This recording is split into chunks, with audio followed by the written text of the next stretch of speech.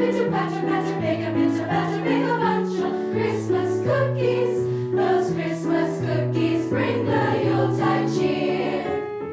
Just blend some butter with the batter, put the pieces on a platter, make a bunch of Christmas cookies, and we'll munch that bunch of cookies till the happy New Year.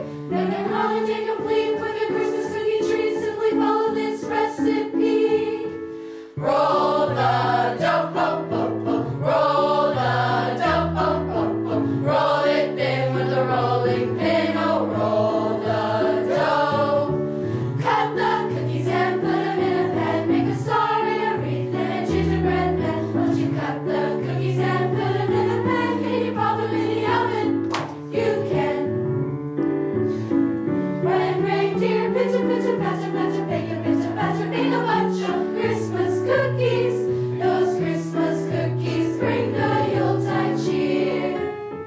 Just blend some butter with the batter, put the pieces on a platter, make a bunch of Christmas cookies, and we'll munch that bunch of cookies till the happy New Year. Now you're ready to complete such a jolly, jolly treat, so we'll finish our recipe.